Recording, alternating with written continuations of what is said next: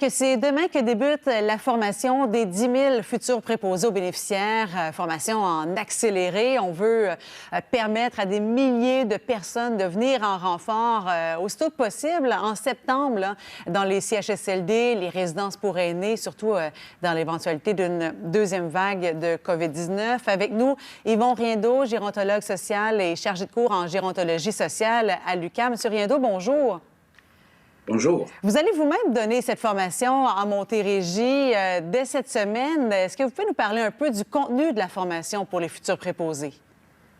En fait, la formation comme telle porte le titre de AEP, donc Attestation d'études professionnelles. C'est une formation de 375 heures qui, comme vous l'avez mentionné si bien, va être en mode accéléré à la commission scolaire des Grandes Scieries. Effectivement, parmi les autres commissions scolaires, nous avons l'opportunité et la chance d'offrir ce programme. Nous avons eu, par contre, le plan de travail du programme tout dernièrement, à savoir 7 semaines.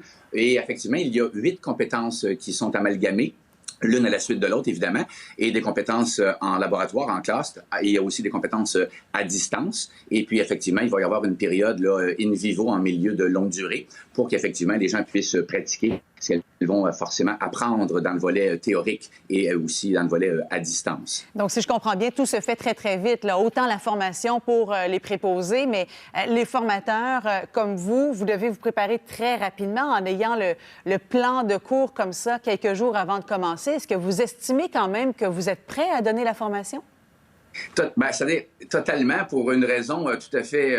à mon avis, honorable, c'est l'expérience. En ce qui me concerne, on a 33 ans de formation de préposés aux bénéficiaires et la plupart des formateurs à travers le Québec ont une expérience puis une expertise extrêmement élevée, ce qui va faciliter les choses parce que nous sommes habitués à travailler, entre guillemets, avec toutes sortes de conditions, bien sous pression. Alors, on a reçu très agréablement et favorablement le programme. Nous sommes d'ailleurs, et aujourd'hui et demain et dans les journées qui vont suivre, là, en implantation intensive. Moi, je suis très confiant. Évidemment, ce programme devra et souhaitablement être éphémère dans le temps, à savoir il y a 10 000, comme vous l'avez bien mentionné, personnes qui vont arriver à bon port, on le souhaite. Et par la suite, bon, le DEP de 870 heures, lui, reprend le collier dès l'automne. Et encore là, bien évidemment, parce que le DEP pour les préposés aux bénéficiaires n'est pas que pour les préposés aux bénéficiaires, il est également aussi pour les auxiliaires aux services de santé et sociaux qu'on appelle les A3S en CLSC. Donc, ce que je vais appeler là, à ma façon, le réel DEP 870 heures, il arrive, il amène à plusieurs titres d'emploi. Alors que celui-ci, voyez-vous, il est très circonscrit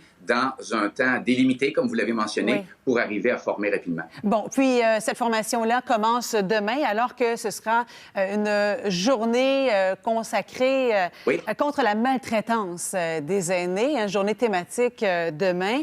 Et vous, de votre côté, je sais que vous militez beaucoup pour une charte de la bientraitance à l'endroit des aînés. Parlez-nous un peu de cette charte-là. En fait, vous êtes gentil de m'approprier un peu le volet, sauf que ce n'est pas moi comme tel qui a introduit une charte. Je vous donne rapidement.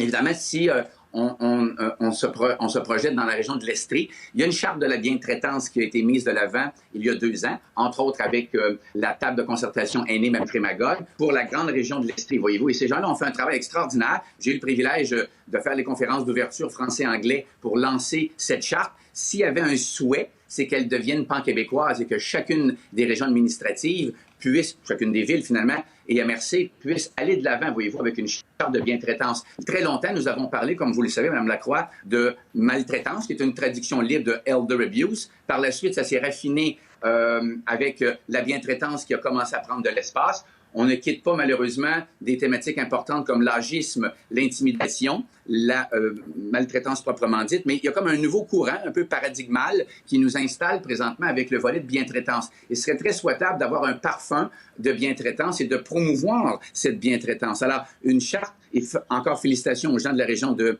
l'Estrie, une charte comme la leur, qui est symbolique, mais qui a été signée par les dignitaires à l'époque et qui a été aussi bien lancée. Elle fait son petit chemin et effectivement, aujourd'hui, on pourrait calquer cette charte et en faire une prise publique, gouvernementale, évidemment, locale et provinciale. Surtout au sortir de cette vague de COVID-19 hein, qui a exacerbé aussi certains des phénomènes que vous avez identifiés.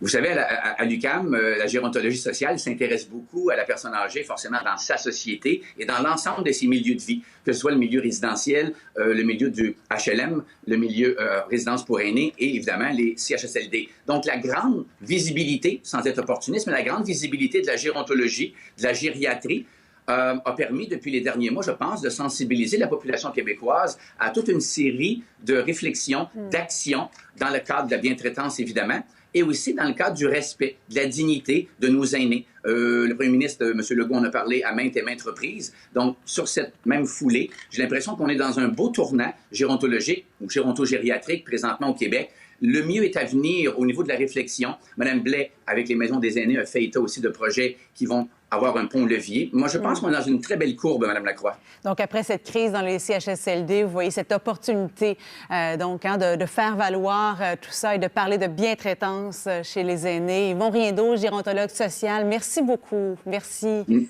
Merci à vous, Madame. Au plaisir.